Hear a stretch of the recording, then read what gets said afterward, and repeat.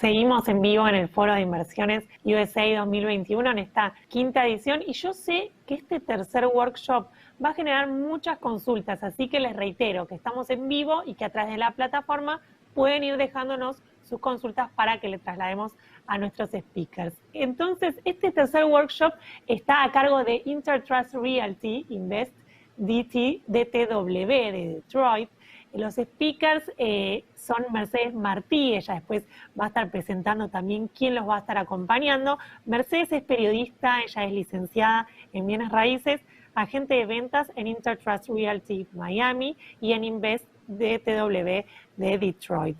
Ella va a estar presentando quiénes la van a estar acompañando y el tema, atención, inversiones en Miami y Detroit, un mercado caliente después de la pandemia. ¿Qué pasa ahí con las inversiones en Miami, en Detroit? ¿Cómo funciona la administración y cómo comprar propiedades con criptomonedas? Entonces, real estate, criptomonedas, mercado post pandemia. Muy buenas tardes, Mercedes, gracias por estar del otro lado. Hola Florencia, muy buenas tardes. Muchas gracias a vos, a todo el equipo por organizar este foro tan interesante, con tantos participantes, con tanta gente que quiere asesorarse para invertir. Muchísimas gracias. Y ya paso a presentar a mis compañeros de trabajo, de equipo, de empresa y de charla en esta tarde. Eduardo Pérez Oribe, lo conocen seguramente de otras charlas que hemos hecho juntos. Él es nuestro broker, tanto en Miami como en Detroit, y es el director de Eduardo Pérez Oribe Group. Y le damos la bienvenida a nuestro nuevo compañero Omar Fajardo, doblemente colega por periodista y colega ahora por ser también licenciado en bienes raíces en la Florida y por haberse sumado al equipo de Eduardo Pérez Oribe Group, Intertrust Realty, Invest DTW. Omar, ¿cómo estás? Buenas tardes. Hola, buenas tardes a todos. Bueno, en principio muchísimas gracias al foro por permitirme participar, a Eduardo también, a vos Mercedes, y feliz de pertenecer a esta hermosa familia con la que estamos trabajando muchísimos y con la que tenemos expectativas de trabajo realmente formidables de acá al futuro. Y la verdad que muy feliz de poder contar nuestras experiencias, ¿no? Sobre todo sacarle las dudas a la gente, ¿qué hacemos los periodistas haciendo bienes raíces ahora? Sí, tal Pero cual. bueno, Antes era la única, ahora ya no, por suerte. Sí, no. Hay que develar el misterio, pero bueno, tiene que ver un poquito con el título de este encuentro de Intertrust, que es mercado caliente, ¿no? Y bueno, todos los que queremos hacer muy buenos negocios en la Florida y en Detroit, nos acercamos a ese mercado caliente más allá de nuestras profesiones originales. Sí, y este mercado caliente no es por el calor de Miami, hoy es un día No. Caluroso, pesado, típico de agosto, ¿no? Y Eduardo, contanos un poco cómo te sentís acá con un periodista de cada lado. Bueno, en verdad me siento un afortunado porque estar rodeado de profesionales de la envergadura de ustedes ya es caminar al éxito de la mano impensada hasta hace poco tiempo. Si bien con Mercedes llevamos ya unos cuantos años haciendo presentaciones y ahora la suma de Omar, bueno, creo que este equipo de profesionales en el mundo de las comunicaciones como lo son ustedes, premiados en sus profesiones originales de periodistas, más los profesionales que se han incorporado a nuestra empresa en los últimos tiempos, es una garantía de poder transmitir confianza a todos nuestros inversores y a los que se acercan seguramente a través de este foro como el de hoy. Bueno, el trabajo es tanto en esta época, hay tantos inversores interesados. Por supuesto, la mayoría de nuestros clientes son argentinos, pero tenemos inversores de todas partes del mundo, de distintas nacionalidades, y también clientes locales de aquí de los Estados Unidos. Esto no es un noticiero, quiero advertirles, por si ustedes recién se enganchan, vamos a hablar, en este caso, no de noticias, sino de noticias vinculadas con el real estate. Y le propongo a Eduardo empezar por el punto número 1 de nuestras charlas. Siempre decimos que nosotros damos un asesoramiento integral desde la A hasta la Z. Eduardo, empezamos hablando de la A, de lo primero que un cliente nuestro tiene que saber para hacer cualquier tipo de negocio en los Estados Unidos? Mira, como bien estás diciendo, Mercedes, creo que el servicio integral es fundamental en esta actividad. Lo vengo comprobando día a día. Llevo más de 32 años viviendo en Estados Unidos y lo que nos ha pasado en este último año y medio, desde marzo del año pasado, no nosotros, al mundo entero, de vivir a través de una pantalla, de una cámara, de un Zoom, de una presentación, nos ha hecho un cambio muy grande en todos los aspectos de nuestras vidas.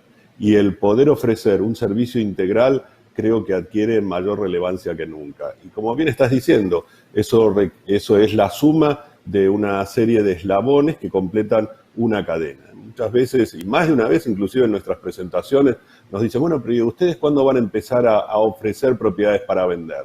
Y lo que nosotros siempre le decimos es, no, eso es el eslabón número 4 de un proceso. Tenemos que empezar por el número 1 y ese es la creación y registración de una sociedad, ¿no? ¿Por qué hacerlo? ¿Por qué dedicar tiempo a lo que tiene que ver con el aspecto jurídico, el comprar una propiedad como inversor a nombre de una sociedad? ¿Dónde registrarla? ¿Por qué hacerlo? ¿Cuáles son las ventajas? ¿Qué consecuencias podría tener no hacerlo? Todo eso es lo que llamamos ese primer eslabón en la cadena de un inversor que va a colocar su primer pie, o aunque ya lo tenga en Estados Unidos, y como nos ha sucedido más de una vez, en esa primera pregunta cuando alguien se acerca para que le administremos o le vendamos una propiedad que compró no con nosotros, y ante la pregunta de ¿a nombre de quién está la propiedad?, muy orgulloso nos dice «a nombre mío». Y bueno, y eso en verdad ya es un primer error, ¿no? Gran error, una propiedad de inversión a nombre personal. El hecho de hacerlo a nombre de una sociedad le trae beneficios impositivos, le trae beneficios vinculados, tiene que ver con la herencia, con los riesgos y todos los detalles que nosotros iremos ampliando al inversor interesado en colocar un pie en Estados Unidos. Recién decías, Eduardo, que nos hemos acostumbrado a trabajar de otra manera en pandemia y, por suerte, el servicio integral que ofrece nuestra compañía ha permitido seguir haciendo negocios con nuestros clientes, porque al tener este servicio integral, ellos no tienen la necesidad de viajar para poder armar esta estructura tan indispensable y necesaria para hacer cualquier actividad comercial en los Estados Unidos, como la creación de una LLC, una LLC, como se dice acá, una compañía, y luego, ¿cómo serían los pasos que siguen a esto, Eduardo? Sí, la registración de una sociedad, que es el primer paso, y una vez obtenida el mismo, el obtener el número tributario, el EIN, el Employer Identification Number, el número que va a identificar a la sociedad como tal, la apertura de cuenta de banco, y como bien estás diciendo, en las épocas que nos ha tocado atravesar, marzo del año pasado hasta la fecha, hemos abierto cantidad de cuentas de banco, cantidad de sociedades que hemos registrado, y ninguno de esos inversores ha tenido la necesidad de viajar a Estados Unidos. Lo ha podido hacer desde su casa, a través nuestro, con ese servicio integral que nosotros le ofrecemos. El tener una dirección en Estados Unidos, una dirección que corresponde a nuestra propia oficina en la que tenemos una presencia de varias décadas, y todo lo que hace a esa firma de cuenta de banco, la apertura de cuenta de banco, el tema de poder transferir los fondos, e inclusive la vinculación con la cuenta de escro para luego poder iniciar todo el proceso de compra-venta, y el inversor lo hace sin necesidad de moverse de su propia casa. En este mercado caliente, donde los bancos tienen muchísimo dinero, ha surgido una nueva situación que antes no teníamos, que era que un extranjero llega a Miami, por ejemplo, se acercaba a un banco y podía abrir una cuenta de banco. Esto ya no es posible. Los bancos ya no están abriendo cuentas a nombre personal de extranjeros que visitan Estados Unidos. ¿Es así, Eduardo? No solamente no están abriendo en muchos casos, sino que les están cerrando cuentas personales a aquellos que no tienen una dirección residencial en Estados Unidos. Uno puede tener una dirección comercial para tener su sociedad, pero ¿qué pasa con la dirección residencial, que tiene que ser diferente a su dirección comercial? Como bien estás diciendo, si hay algo que hoy sobra en Estados Unidos es dinero. Los dólares abundan, los bancos tienen una gran cantidad de dólares y en muchos casos lo que hacen es invitar a los que allí tienen cuentas personales a que las cierren, ¿no? Directamente les envían un cheque con el valor total de sus depósitos para cerrar las cuentas. No es el caso de las cuentas de las compañías, de las LLC. Con este tipo de cuentas no hay ningún tipo de inconveniente. No, con estas cuentas no hay inconveniente. Nosotros solemos ser managers de muchas de las sociedades de nuestros inversores. Eso facilita enormemente también la apertura y el mantenimiento de esa cuenta. Nosotros como ciudadanos en Estados Unidos, bueno, difícilmente nos van a cerrar una cuenta y mucho menos por tener dinero en la misma y hacer las cosas como corresponde. En el caso de algunos inversores, sí les ha pasado que teniendo alguna sociedad registrada y ellos siendo los managers y no teniendo el movimiento suficiente que requiere, los invitan a cerrar las cuentas.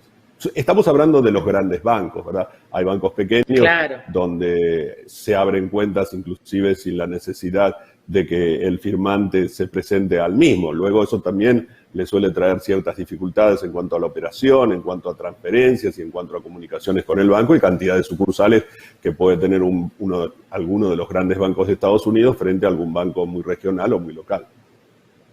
El título de esta charla dice Mercado Caliente. ¿Y qué tan caliente está el mercado, Omar? Contanos un poquito, vos que sos un investigador de datos de lo que está pasando en nuestra actividad acá en Estados Unidos. Muy caliente, Mercedes. Y me voy a remontar un poquito al comienzo de la charla, cuando yo dije, bueno, vamos a develar un poquito el secreto de por qué los periodistas nos estamos convirtiendo en agentes de bienes raíces.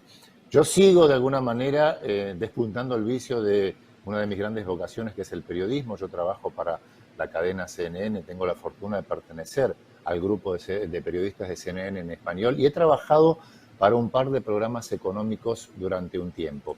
Una de las cosas que más me llamó la atención eran las cifras, los números de lo que sucedía con el mercado inmobiliario en el estado de la Florida. Creo que fue una de las cosas que me ha hecho decidir de entrar en el mercado de bienes raíces. Y creo no haberme equivocado.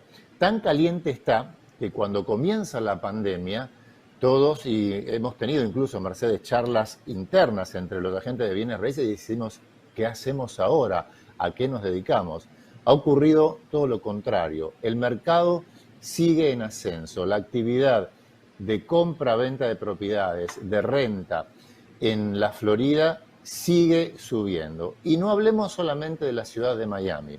Es importante aclararle a los inversores y es importante aclararle al público en general que Miami es una ciudad y mucha gente confunde que el mercado se circunscribe solamente a la ciudad de Miami. Miami es una de las 20 ciudades que tiene el condado de Miami-Dade, que es un distrito en el que viven casi 3 millones de personas.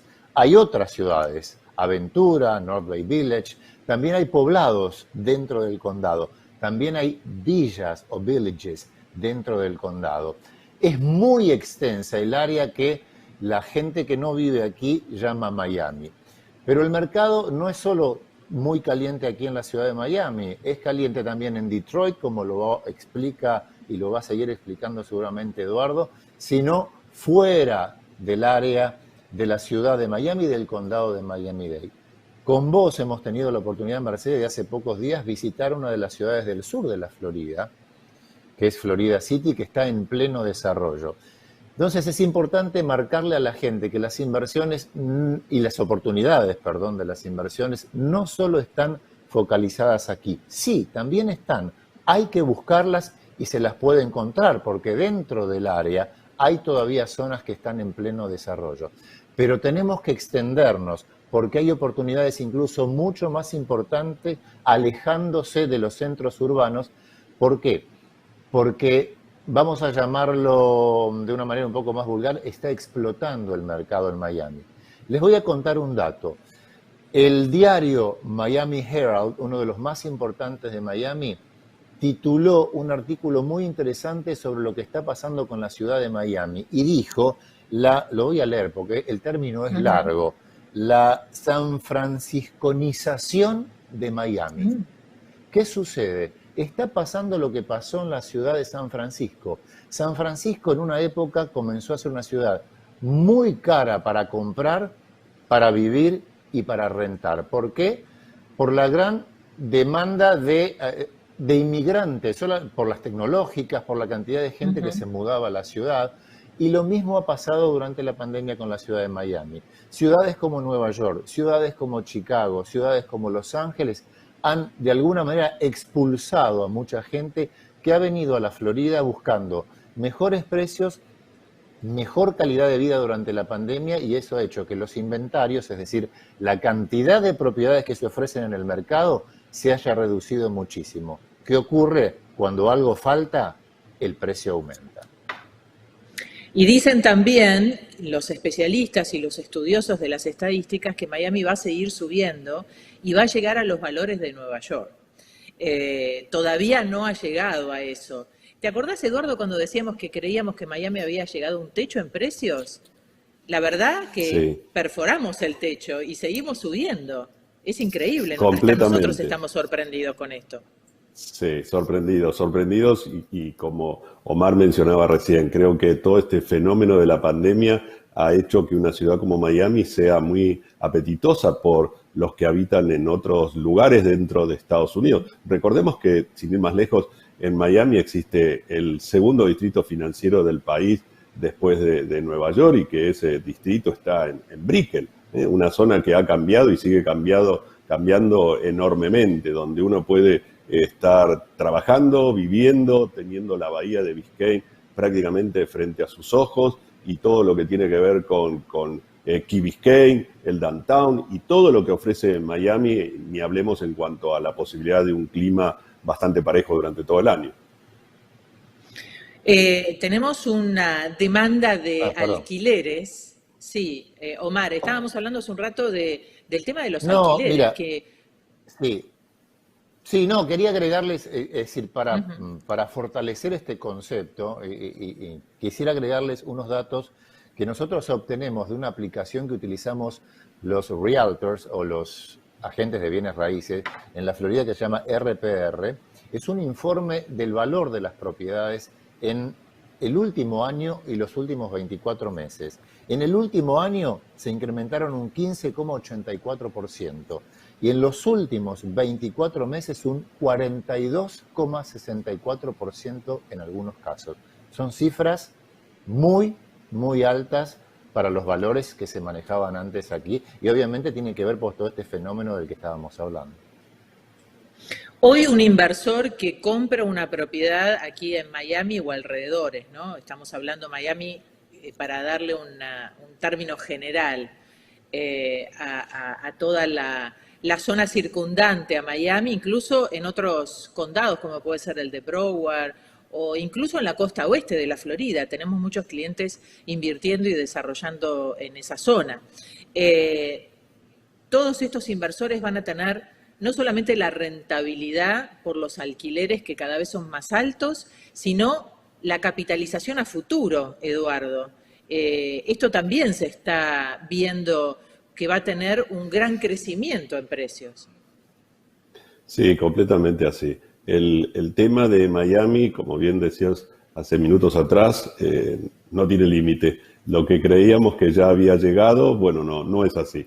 No solamente por la gente que está llegando de otras ciudades dentro de los Estados Unidos. Recordemos también el interés que hay por personas de diferentes países latinoamericanos, en muchos casos, de radicarse en Miami, de comenzar a iniciar sus actividades en Miami, de obtener visas que le permiten adquirir compañías, franquicias, establecer sucursales de sus propias empresas, y en gran medida ellos seleccionan Miami, o como dice Omar, todo ese conjunto de ciudades que forma parte del condado Miami-Dade o Broward o en la costa oeste, como también nos está pasando.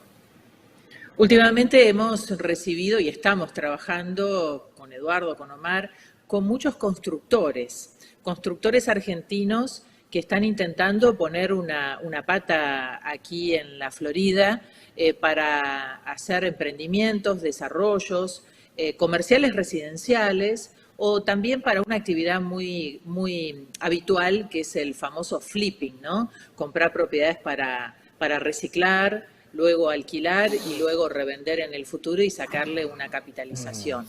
El tema de la construcción es una de las actividades que no han parado ni siquiera en la pandemia aquí en la Florida. Así es, el tema de la construcción se vio hasta intensificado. Yo recuerdo cuando después de varias semanas sin haber salido de mi casa, vi la calle por primera vez y descubrí que la ciudad había crecido y había crecido en las construcciones que no se habían detenido, ¿no? Y eso se mantiene, y se mantiene a un ritmo llamativo de cómo se están construyendo centros comerciales, cómo se han ampliado autopistas y cómo se están desarrollando nuevos barrios. Omar mencionaba Florida City hacia el sur del condado Miami-Dade, la última ciudad al sur del condado Miami-Dade, antes de entrar a los Keys, para el camino obligado para llegar, por ejemplo, a Key West, y cómo toda esa zona está creciendo, se están haciendo centros comerciales, plazas, barrios. El crecimiento es realmente notable. Estoy recibiendo ya muchas preguntas de participantes de esta charla. Los invito a seguir enviándonos consultas, porque en los últimos minutos que tenemos de nuestra conferencia vamos a poder responderlas. Así que bienvenidas son, bueno, ya hablamos de la realidad de la Florida. Les propongo hablar un poquito de la perla del real estate de los últimos años, que sin duda ha sido y será Detroit por mucho tiempo más. Omar, quiero que compartas con los participantes que nos están escuchando tu impresión cuando viajaste a Detroit por primera vez. Bien, bueno, les cuento que yo hace aproximadamente 2 meses fui por primera vez a la ciudad de Detroit. El objetivo era, obviamente, me había unido a Intertrust. Eduardo tiene una actividad incesante en Detroit y quería conocer de cerca el mercado, porque los agentes de bienes raíces en realidad somos exploradores. Tenemos que explorar los lugares y los mercados para poder ofrecerles al cliente lo mejor. Debemos conocer de cerca qué es lo que está sucediendo. Y fue por eso, bueno, que inicié un viaje a Detroit, y la verdad que fue gratamente sorprendente. Solamente tenía antes información teórica de lo que había pasado en Detroit, ¿no? De que fue una de las ciudades más importantes de los Estados Unidos, una ciudad que entró en quiebra, que expulsó en su momento a cientos de miles de personas.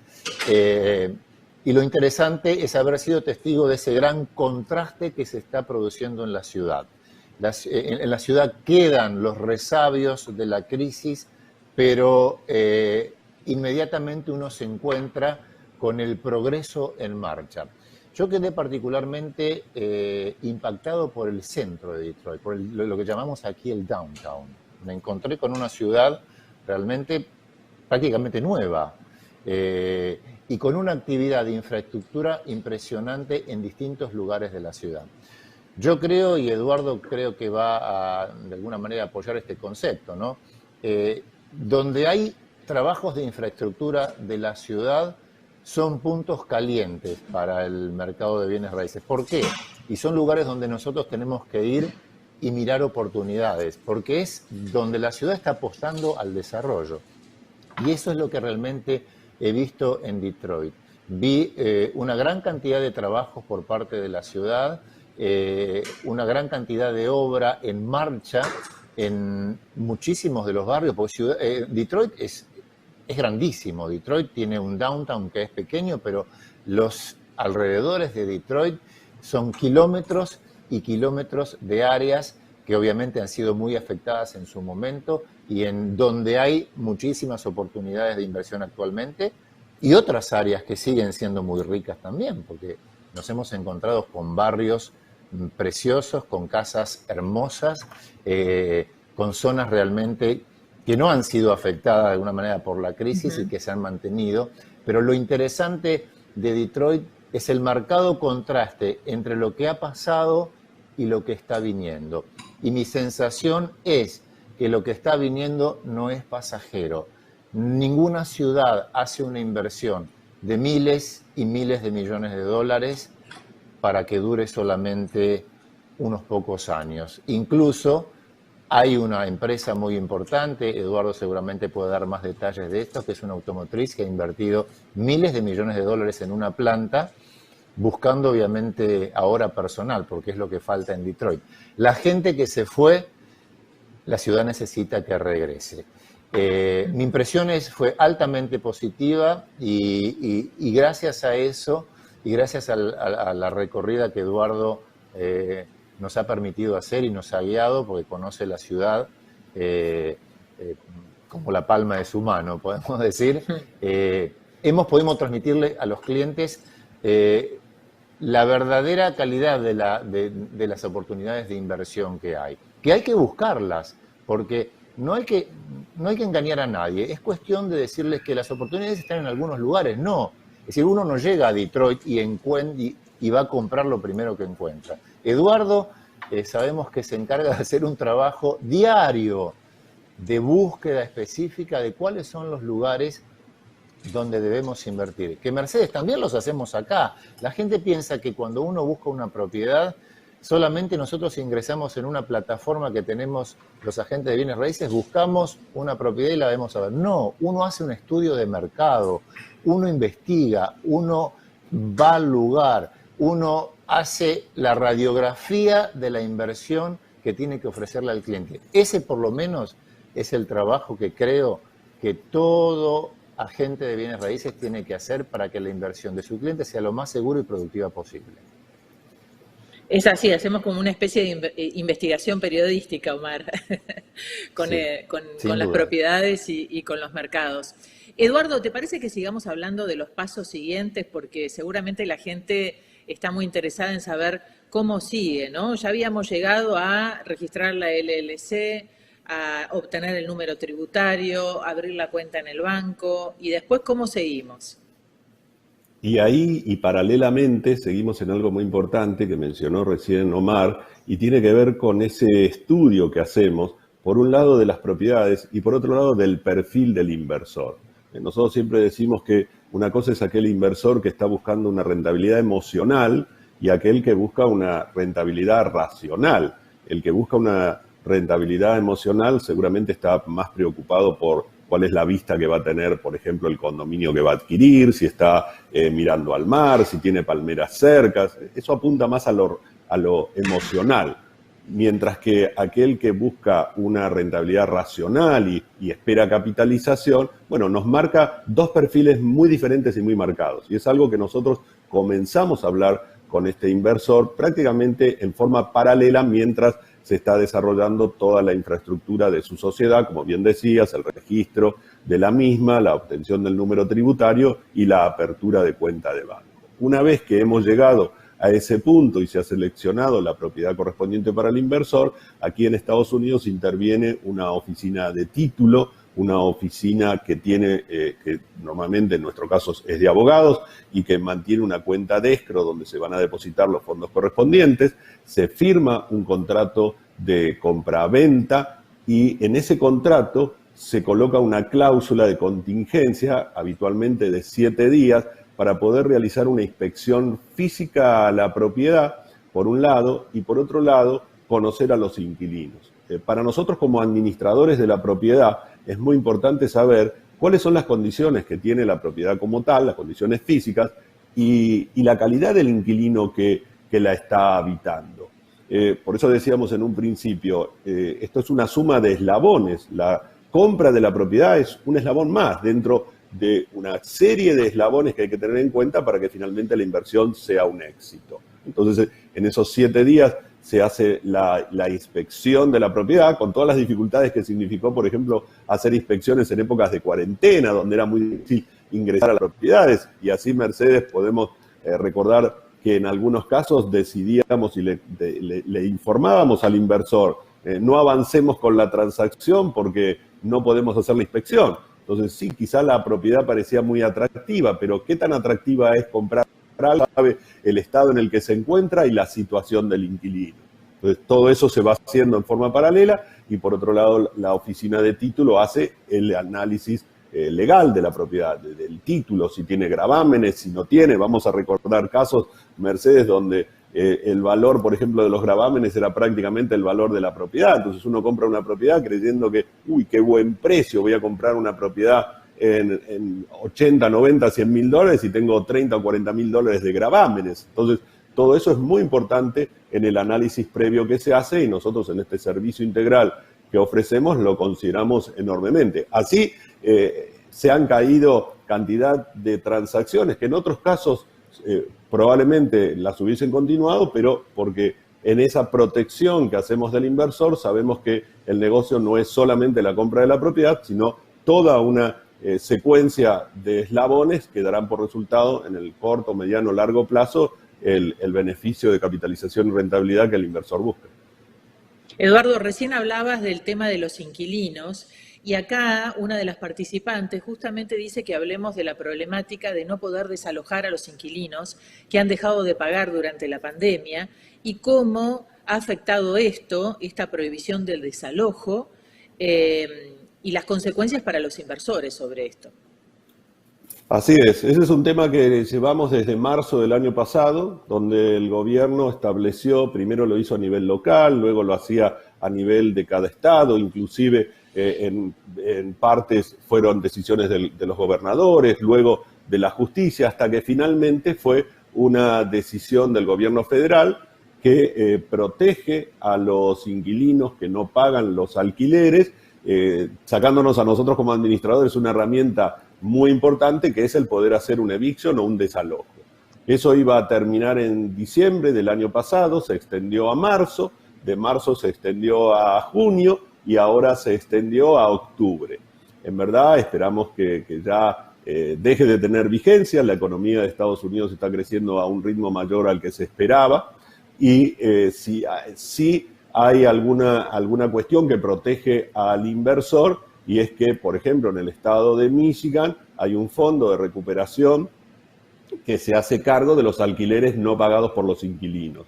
Este es un fondo que tiene aproximadamente 40 mil millones de dólares, de los cuales lleva usados alrededor de un 10%, y si bien va lento en el envío de esos cheques para pagar los alquileres no pagados por los inquilinos, los fondos están y será una cuestión financiera donde finalmente el propietario, el inversor va a recibir esos fondos y lo hace con 12 meses hacia atrás y 3 meses hacia adelante, con lo cual va a poder tener cubiertos hasta 15 meses del valor de los alquileres no cobrados. Una vez que termine todo este proceso, que esperemos en octubre ya deje de tener vigencia esta prohibición, y repito, en una economía que se está desarrollando con unos índices de empleo que han bajado notablemente y que hoy hay una necesidad, hoy lo mencionábamos también aquí en esta presentación, una necesidad de mano de obra y la gente recibiendo ayudas, bueno, no está muy proclive a trabajar. Pero estamos terminando el verano en Estados Unidos. Para llevarlo a la temporalidad, estaríamos como en marzo en Argentina. Las clases empezaron ayer. Aquí el ciclo lectivo en Estados Unidos empezó en estos días. Así que, bueno, se espera que todo se normalice en una economía y en un país donde sobran vacunas y donde hay un porcentaje alto de personas que no se han vacunado, y eso también ha llevado a que el país no entre todavía en lo que se llamaría la normalidad por tener un porcentaje mayor al 70% vacunado.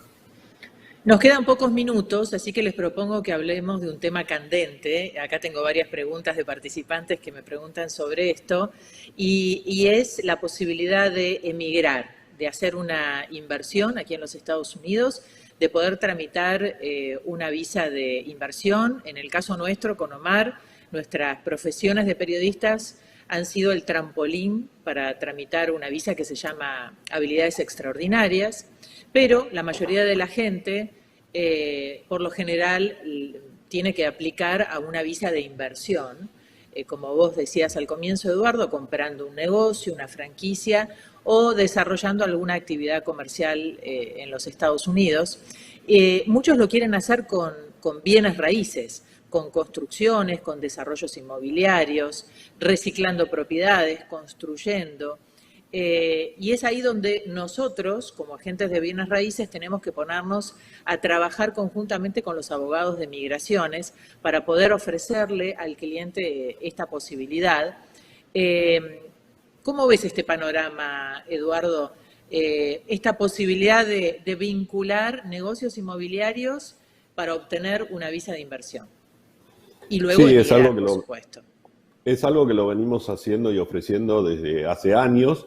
En una época fue muy sencillo, con la compra de 3 propiedades uno accedía, por ejemplo, a una visa E2. Hoy esa situación ha cambiado. Migraciones ya con 3 casas, por ejemplo, no ofrece una visa E2, pero sí lo hace con una franquicia o comprando, como nos ha pasado, y en este caso tenemos alguno en funcionamiento, en marcha, con la compra, por ejemplo, de algún edificio de 10, 12 unidades, que lleva a poder hacer un plan de negocios o la construcción de un plaza. Hay alternativas dentro del mundo inmobiliario para poder acceder a relocalizarse en Estados Unidos con un grupo familiar con hijos de hasta 21 años, lo cual sí, tenemos consultas no solamente de Argentina, de diferentes países donde tienen esta visa vigente, la visa E2 por los acuerdos con Estados Unidos, que les permite de una manera sencilla, rápida y con una inversión que puede rondar los 150, 180 mil dólares en adelante, vivir legalmente en Estados Unidos. Omar, contanos un poco qué es lo que te están pidiendo los clientes actualmente y qué tenemos para ofrecerles, aprovechando los últimos minutos que nos quedan. Bueno, es importante un poquito volver al concepto de lo que hablaba y lo que mencionaba Eduardo, ¿no? Nosotros, los agentes de bienes raíces, en principio debemos un poco definir y estudiar el perfil de los clientes. ¿Por qué? Hay distintos tipos de pedidos, Mercedes. Hay mucha gente que, como dijo Eduardo, quiere hacer sus inversiones desde un punto de vista emocional. ¿Qué significa esto? Es decir, nos pide una propiedad porque el deseo es quiero tener un departamento en Miami. Entonces, Eduardo nos seleccionó muy bien, nos enseñó e incluso nos dio algunos tips que son muy importantes, que son unas 10 preguntas que funcionan muy bien y que se las hacemos a los clientes, ¿no? De alguna manera para conocer cuál es el perfil de cada cliente y para saber, que esto es muy importante, si la persona que está realmente requiriendo asesoramiento sobre una inversión está preparada para invertir en Miami. Porque la gente pide de todo, pide, me gustaría tener un departamento, pero bueno, no sé si un departamento, quizás un local. Y bueno, y si no es un local, un multifamily. ¿Qué es un multifamily? Les explicamos. Es una propiedad única que tiene un solo dueño y que está dividida en distintas unidades. Puede ser una sola unidad, pueden ser 2, pueden ser 3, pueden ser 4. Pertenecen a un mismo dueño y se alquilan en con diferentes inquilinos. Últimamente, incluso hemos estado trabajando bastante con Mercedes, los multifamilies están siendo bastante requeridos. ¿Por qué? En Miami no abundan, pero todavía hay algunas oportunidades importantes para invertir. Obviamente son propiedades que tienen valores más altos que comprar un departamento. ¿Por qué? Porque estamos hablando desde los $500.000 hacia arriba para comprar un multifamily en Miami o fuera de Miami. ¿Por qué? Quizás los multifamilies tienen 1, 2 o 3 propiedades. Uno divide ese monto y dice, no, pero me están cobrando muy cara la propiedad. Si compro 3 departamentos diferentes, obviamente voy a gastar menos, pero voy a gastar mucho menos. Pero el cálculo que tiene que hacer el inversionista en este caso es, primero, la rentabilidad que le va a dejar y, en segundo lugar, qué se puede hacer con la tierra. ¿Por qué? Porque el multifamily está sentado generalmente sobre un terreno que, de acuerdo a los códigos de cada una de las áreas y las ciudades, permiten construcciones. Entonces, los valores van a estar dados sobre la posibilidad de lo que a futuro se puede hacer. Los multifamilies, Mercedes, son una de las cosas muy requeridas ahora. Y sí, después, en este momento, lo que estamos es cierto. recibiendo en este momento. Y lo que estamos recibiendo, obviamente, son muchas consultas, sobre todo de Argentina, de gente que está vendiendo sus propiedades en Argentina debido a la situación económica, debido a la incapacidad de tener una buena rentabilidad con los alquileres en Argentina, porque